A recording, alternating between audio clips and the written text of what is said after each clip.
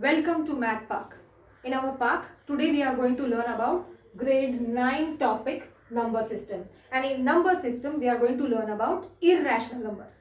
Okay, we have learnt about rational numbers earlier. You can watch that video if you want.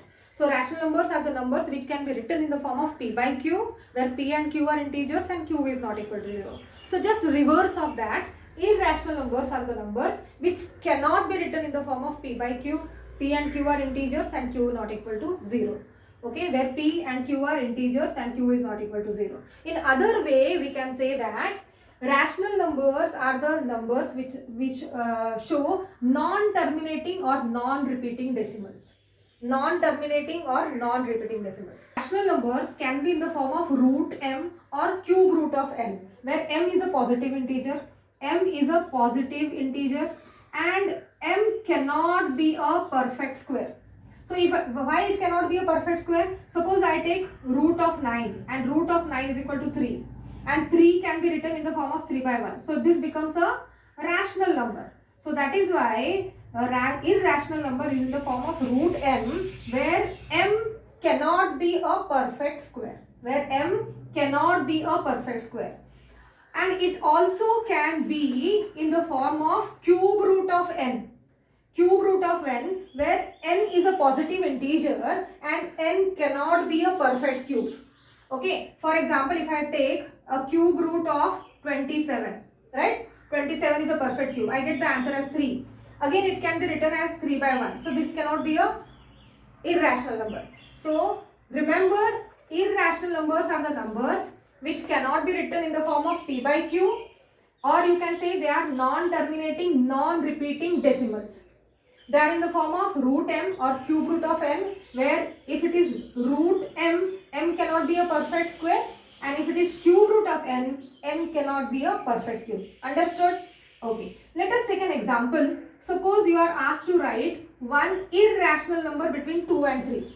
You are asked to write one irrational number between 2 and 3.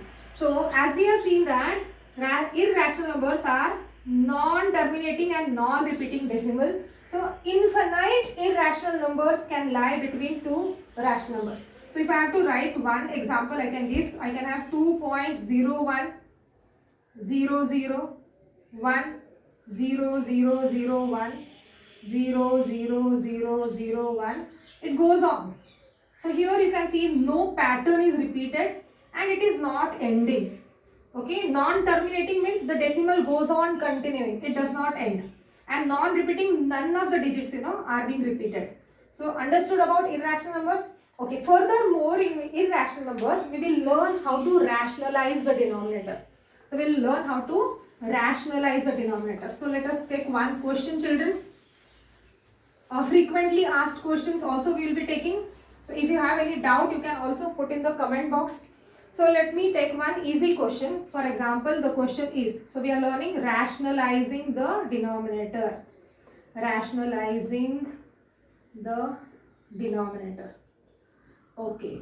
To rationalize the denominator, let us take one question. Say it is root 7 upon 5 root 5. Okay. Now, root 7 is an irrational number. Root 5 is an irrational number. So, denominator is an irrational number. We want to rationalize it. So, the rationalizing factor here, I want to get rid of this root 5. So, I will have to multiply by root 5 and multiply by root 5 to the numerator and denominator. When I multiply by root 5, root of 7 into root of 5, you get root of 7 into 5, which is 35.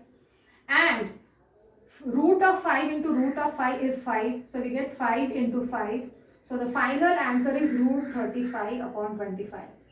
You can see 25 is a rational number. So we have rationalized the denominator. What we have to see here? We have to multiply both numerator and denominator by root 5. Now how root 5 into root 5 is 5? Yesterday we have learned about finding the square root. So when it is root 5 into root 5, actually it is root of 5 into 5. And when we take out of the root, we just take 1. So root of 5 into 5 is actually 5. So this is how. Okay. Now let me take one frequently asked question in the examination. So you can, rewind and watch it again if not understood, children. So this is a frequently asked question. So we have to find the value of a square plus 1 upon a square when the value of a is given this. So we find value of 1 upon a. So 1 upon a is 1 upon 2 plus root 3. Now we need to rationalize this denominator. So rationalizing factor here is going to be 2 minus root 3. So multiplying by 2 minus root 3 to the numerator and denominator, we get 2 minus root 3. Now here we have identity a plus b into a minus b is a square, where a is 2. So 2 square minus b square, which is root 3 square, and 2 minus root 3, 2 square is 4, root 3 square is 3. So that is how we get 4 minus 3 is 1. So we get 1 upon a as 2 minus root 3. Now we want to find the value of a square plus 1 upon a square. So let us write a plus 1 upon a the whole square. So we substitute the value of a. Value of a is 2 plus root 3. Value of 1 upon a is 2 minus root 3. We added 2 plus 2 minus root 3 and the square of this. So when we solve this, what are we getting here? Root 3 minus root 3 gets cancelled. 2 plus 2 is 4 and 4 square is 16. Okay. Now we are asked to find the value of a square plus 1 upon a square. Let us expand this. A plus b the whole square is a square plus 2ab. 2a is this a and b is 1 upon a, and plus b square, which is 1 upon a square, and this is equal to 16. Now you can see here this a and a gets cancelled. So what is left here is a square plus 1 upon a square, and this 2 which is left here goes that side. It becomes 16 minus 2, which is 14. So this is how we got the value of a square plus 1 upon a square. There are many such questions similar type of. Just remember, if it is 2 plus root 3, the rationalizing factor is 2 minus root 3. Had it been 2 minus root 3, then you will have to multiply by 2 plus root 3.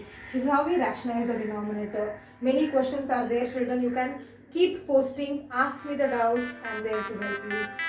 Thank you for watching. Have a good day.